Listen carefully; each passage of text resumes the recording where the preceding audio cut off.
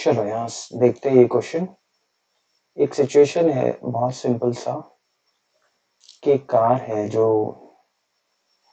Certain velocity के साथ चल रही होगी, है ना। उसमें ब्रेक लगाया गया है, ठीक है। The brakes applied to a car produce an acceleration of 4 metre per second square in the opposite direction to the motion. मतलब opposite direction to the motion का मतलब क्या है यहाँ पे। सपोज कार आगे जा रही थी और तुमने ब्रेक लगाया, तो क्या कार पीछे चलने लगेगी? कार पीछे चलने के लिए तो रिवर्स गियर लगाना पड़ता है, राइट। यहाँ पे जो स्टेटमेंट है, बच्चे इसमें कंफ्यूज होते हैं कि opposite direction to the motion का क्या मतलब है। अभी आप फ्रेश हो, नए नए हो, इस चैप्टर में फिजिक्स पहली बार पढ़ रहे हो, 8 से आए हो, तो ये स्टेटमेंट थोड़ा बच्चे कंफ्यूज होते हैं। सिंपल ये समझ लो, डायरेक्शन ऑफ मोशन क्या था? फॉरवर्ड था। ब्रेक लगने के बाद क्या हो गया? एक्सेलरेशन कम होने लगा, तो ऑपोजिट हो गया।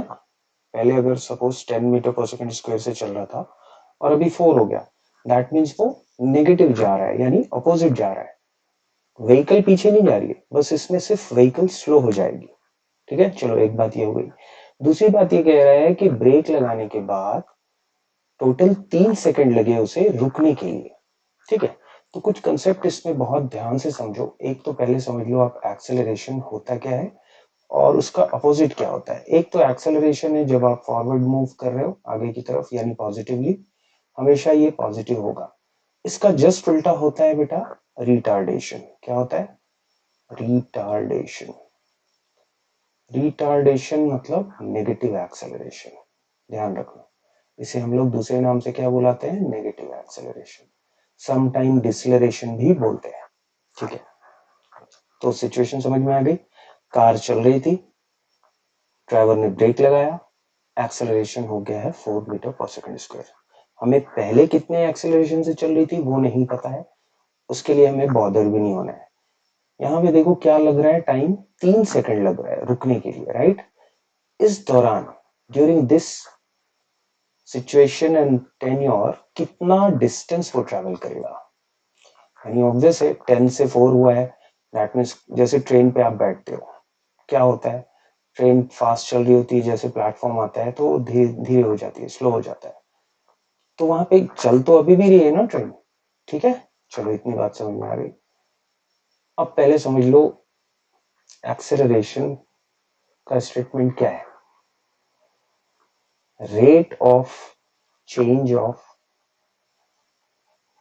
वेलोसिटी, ठीक है। Rate of change of velocity, इसको फॉर्मूले में कैसे लिखते हैं बेटा हम लोग? v minus u upon T. तो चेंज ऑफ वेलोसिटी के लिए देखो, चेंज ऑफ वेलोसिटी के लिए हमने क्या वर्ड लिखा है, लेटर्स क्या यूज किए? v minus you. और रेट जब भी आएगा, ध्यान देना, रेट जब भी आएगा फिजिक्स में तो विथ रेस्पेक्ट टू टाइम, ठीक है। That's why a is equal to v minus u upon t, ठीक है। हमें क्या निकालना है इस क्वेश्चन में? सॉल्यूशन स्टार्ट करते हैं। हमें निकालना है डिस्टेंस, कितना डिस्टेंस उसने ट्रैवल किया है रुकने से पहले। That means we need to find s। हम डिस्टेंस और डिस्प्लेसमेंट दोनों को s से ही रिप्रेजेंट करते हैं। यहाँ पे डिस्टेंस बोल रहा है तो ठीक है, हम डिस्टेंस की जगह s लेंगे, ठीक है। अब यहाँ पे हमें यूज करना है first equation of motion. First equation of motion क्या होता है? फर्स्ट इक्वेशन ऑफ मोशन आपने पढ़ा होगा, v is equal to u plus a t. क्या होता है? v is equal to u plus a t. अब कई बच्चे सोचते हैं ये क्या है।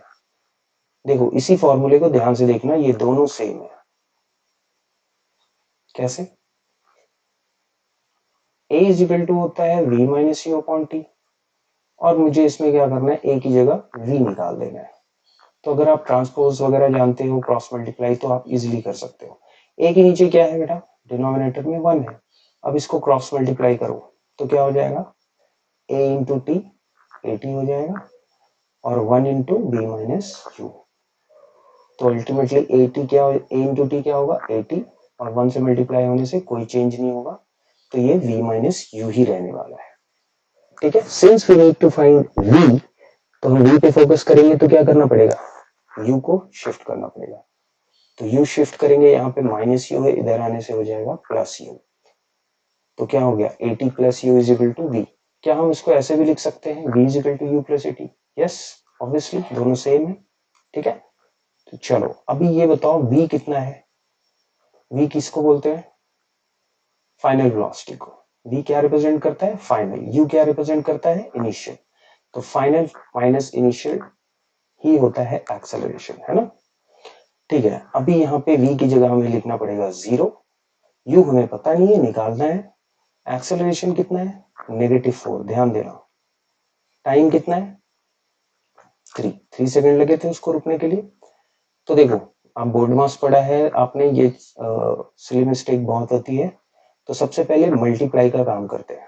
तो -4 इंटू 3 क्या हो जाएगा, -12, राइट।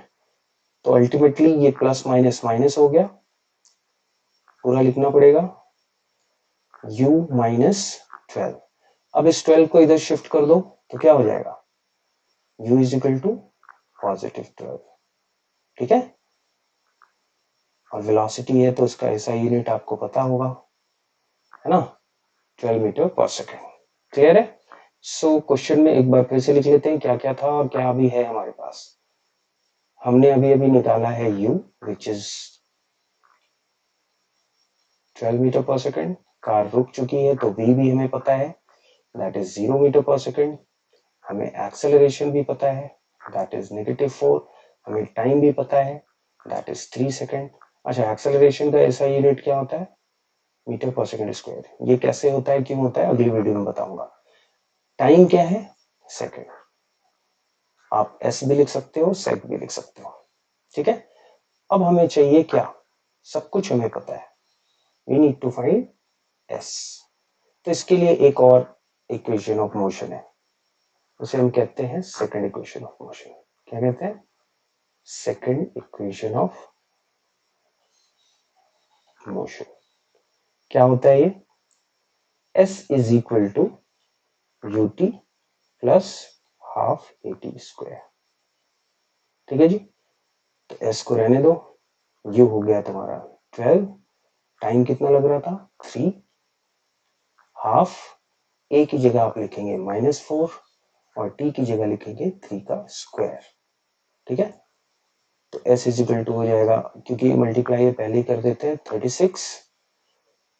इसको हम प्लस रहने देते हैं और ये आपका कट हो जाएगा, 2 2 4, तो ये बच गया -2 और यहाँ 3 का स्क्वायर हो जाएगा 9। तो ultimately s is equal to 36 plus minus -9 2 18। तो s कितना आ जाएगा, 36 माइनस 18, 18। तो 18 वॉट, ऐसा यूनिट क्या है डिस्टेंस का, मीटर। ये लिखना बहुत जरूरी है, ये नहीं लिखेंगे तो मार्क्स कट हो जाता है, ठीक है। तो कार चली और रुक गई ब्रेक लगाने से, ठीक है। ड्यूरिंग दिस पीरियड वो कार कितना ट्रैवल किया है, 18 मीटर। ये आपका हो गया फाइनल आंसर, ठीक है। अगर कुछ स्लाइड में आपको देखना है तो ये देख लो, स्क्रीनशॉट ले लो, ये सिचुएशन है क्वेश्चन का, ठीक है। बाकी मिलते हैं नेक्स्ट वीडियो।